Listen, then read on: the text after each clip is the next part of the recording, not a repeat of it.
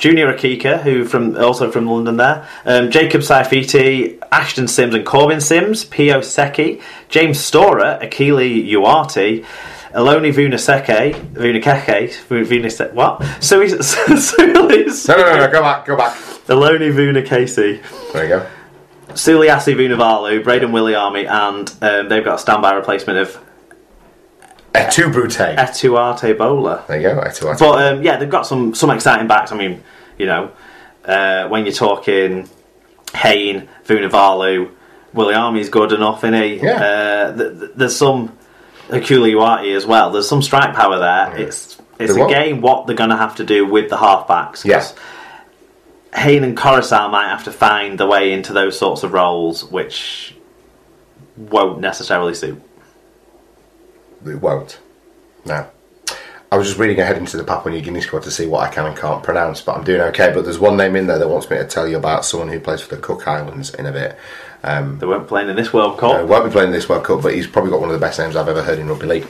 Or certainly one of the best first names. I can't quite recall his surname, but it's something Cook Islandish. Anyway, Papua New Guinean, what are these PNGians doing? Ase Boas, David Mead, Enoch Mackey, Gary Lowe, James Seguiaro, Justin Olam, Kato Otio, Kurt Baptiste, Lachlan Lamb, Luke Page, Moses Meninga, Nenny McDonald, Nixon Putt, Paul Ayton, Reese Martin, Rod Griffin, Stanton Albert, Stargrowth Amian, Thompson Tete, Watovo Puara Jr., Wellington Albert, Watson Boas, and Willie Minoga. There is a lad who plays for the Cook Islands whose first name is Matrix. Ah. Yes. Well, this PNG side has the same problem that a lot of the others have. Apparently there are only about 6 halfbacks in the world. Yeah, exactly. But there's a lot of players who are going to get some good experience of stepping up a level here and playing alongside very seasoned, strong players like Mead, Seguiaro, Baptiste, and Nenny McDonald, I suppose. It should be good.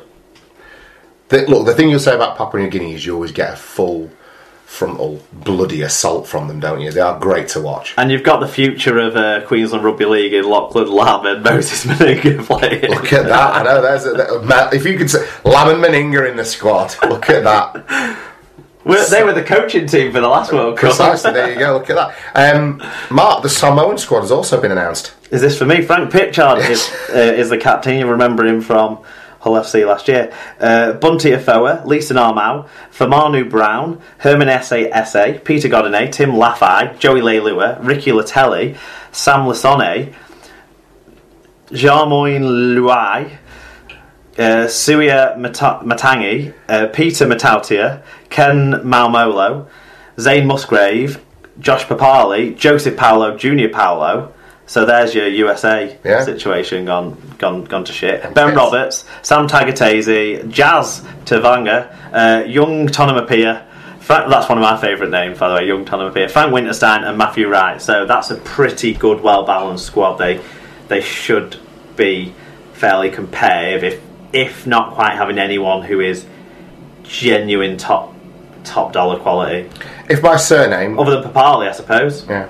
If my surname was Tonomapia, yes, I would sincerely consider naming one of my children Onomat. Onomat, yeah. Onomat Tonomapia. Good stuff. There you go.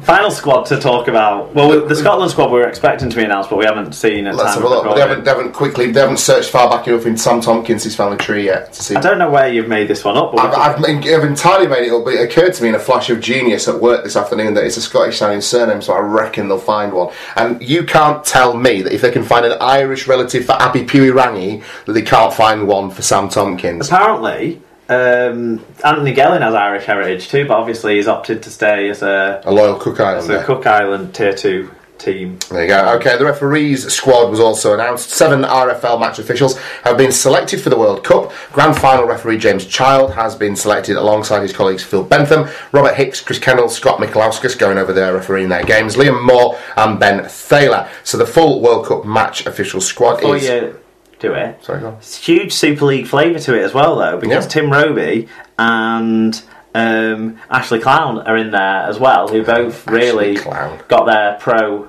careers going in in the Super League before one returned home and the other one headed over there to grow pubic beards in different climates. But is it sentimentally out of touch of me to wish that Thierry Alibert was involved in some way?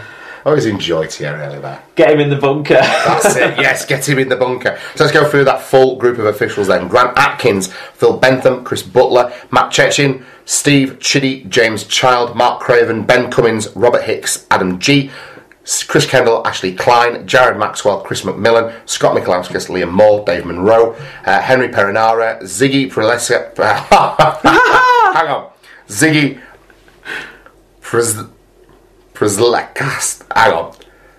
Ziggy Zeklasa Adamski. Isn't Adamski a band? I did used to like Adamski, yeah. Tim, the far easier to pronounce, Tim Roby, Belinda Sleeman, John Stone, Bernard Sutton, Chris Sutton, Jared Sutton, Ben Failer, Michael Wise. Head of referees, Tony Archer, also offered clarity on the rules that will be used in the event, commenting the tournament will be played under the international laws of the game with specific interpretations that reflect the common rules played in Super League and NRL, including 7 tackles from a 20-metre restart, attack restart from a 40-20. All matches will have, one referee and will utilise an in-goal referee referral system. Important to note, and very impressive to see the inclusion of Brenda Sleeman as well, the female. Yeah, well done. Belinda. So all Sleeman, of those selected. Yeah, bravo. Yeah. The England women's Kids deserve selection as much as anyone else. Absolutely, I think it's brilliant, and isn't it credit to rugby league that we're that's the case. People get these opportunities for things that a generation ago would have been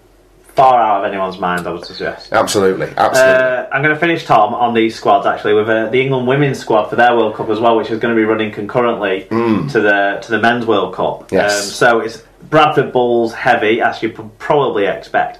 Amy Hardcastle of Bradford, Andrea Dobson of Featherstone, Beth Sutcliffe, Charlotte Booth, and Claire Garner, all Bradford. Danielle Bound of Thatto Heath, Danica Preem of Bradford, Emily Rudge of Thatto Heath, Emma Slow of Fev, Faye Gaskin and Jenny Wellesby, both of Thatto Heath, Jessica Corkman of Bradford, Jodie Cunningham of Thatto Heath, Catherine Hepworth of the Cast Tigers, Kaylee Bullman of Fev, Kirsty Maroney, Lois Forsell, both Bradford, Rachel Thompson, Thatto Heath, Rhiannon Marshall, Sarah Dunn, both Fev, Shona Hoyle and Stacey White, both Bradford, and finishing with Tara Jane Stanley of Thatto Heath St Helens. So the best two sides, and Fev, who've had a good season too, all heavily represented in that squad. The fixtures, they're going to be played. They're going to play their group games all at Southern Cross Stadium in sort of Western Sydney there, or Reclaim Australia Stadium as it's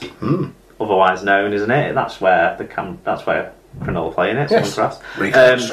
So they're going to be playing the Papua New Guinea Orchids on the 16th of November. That's going to be a 9:30 kick-off our time. I'm not sure if there's going to be any television coverage of these games. 19th of November they'll play the Jillaroos of Australia, and then on the 22nd of November they will be playing the Cook Islands. Then I think the semis and the final kind of tie in with the men's tournament, and the final will be played before the men's final at Brisbane, I think. Fantastic. I was very pleased to see the inclusion of Rachel Thompson. She's one of my very minor claims to rugby league fame. I used to work with her brother John, who was the guy, when I tell my story about why I came to become a fan of Cronulla, it was busting his bollocks that got me into following Cronulla, and his sister Rachel. I know he was very proud on social media, bagging the drum for her, so congratulations particularly to young Rachel getting included in the squad. Yeah, shall we talk what we're going to do coverage-wise for the World Cup? We're not really mapped out, but we're planning it ourselves, haven't we? We plan on doing a couple of shows during the tournament, maybe push to 3, because the World Cup's longer than the normal sort of 4 nations. Yeah.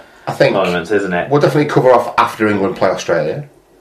Well, that's the first game though, isn't it? So we probably wouldn't do one that first weekend. Okay. But we'll be doing about 3 shows. Yeah. We'll still be expecting game reviews from people during the World Cup. Absolutely. Tom will be putting down the rundown, so expect half-arsed efforts. Hey. I think you'll find them streamlined and efficient. But anyway, we'll be getting into that, won't we? Yes. And look out for the show to continue, sort of. There you go. Okay, well that is the world of rugby league well and truly covered for this week. All that remains for us to do now is wrap up the show.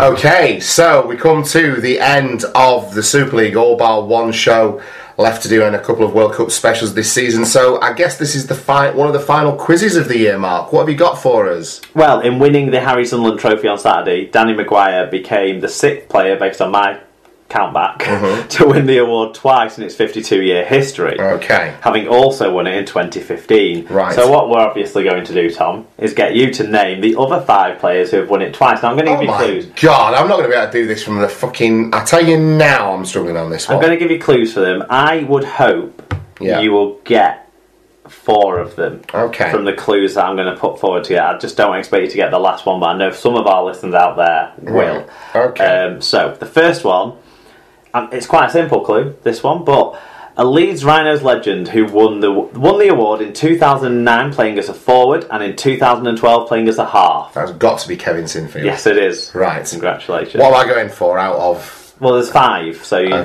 just get a point for getting it right each one. No complicated count-ups. Okay, no problem. Another Leeds legend, winning the award as a starter in 2007, then off the bench in 2011 when he scored the opening try, which was one of the best seen at Old Trafford. Little Robbie Burrow. Yes. Gotta be. There you go. Fantastic. Congratulations. Okay, now they get harder, because now we sort of delve a little bit into pre-Super League. Okay. The next player won the award 7 years apart, both times though playing for St Helens. First in the 1992-93 Premiership final at the end of his first season with the Saints. Then in the 2000 Super League Grand Final in which he captained Saints and scored 2 tries. It's that prick Chris Joint. It is that prick Chris Joint. Chris Joint. There you go. So that's 3 out of 5. We've retained half marks. Okay, well you'll get this one too. This former Wigan captain won the award in both of the last 2 Premiership finals held at Old Trafford in the opening Super League seasons of 96 and 97. Right. Go over that again. This former Wigan captain won the award in both of the last 2 Premiership finals, which were held at Old Trafford in the opening Super League seasons of 1996 and 1997. Andy Farrell? It is Andy Farrell. Oh, there you go. 4 out of 5. 4 out of 5. I expect you to achieve 4 out of 5. There you go. Okay. Okay. A Scotland and British Lion rugby union international. This player was predominantly a fullback in his 8-year rugby league career at Widnes and Leeds. He won back-to-back awards in the 1988-89 and 1989-90 Premiership finals. I'm just going to leave some silence for other people to think about it for a second. Okay. Tell me when you want me to run through that again. I don't think it's necessary. Who was this gentleman? Well, I'll run through it again. Okay. A Scotland and British Lion rugby union international. Right. This player that doesn't help me. This player was predominantly well, it might if you knew his name. This player was knowing his name would help me immensely, Mark. Yeah. This player was predominantly a fullback. Right. In his 8-year rugby league career. Yeah. At Widnes and at Leeds. He won back-to-back awards in the 88-89 and 89-90 Premiership finals. So they would be for Widnes. Okay. I think maybe the most thing that we remember him most for in a Leeds jersey is being rounded by Martin Fire. Ah, okay. On this famous length of the field Wembley try in 1994. Okay. But anyway, no help. So who is the Harry Sunderland Trophy winner in what year? Don't let the fact that I've got Google listening to this in any way it. Okay.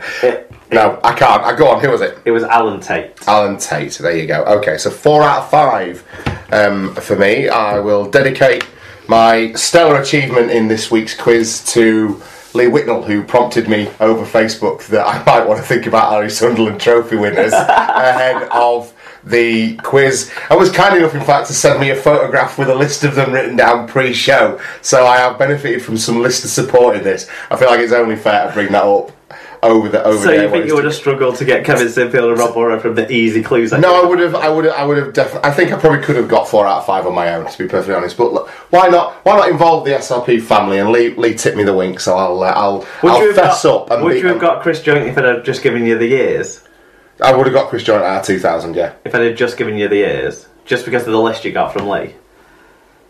I turned it off by that point.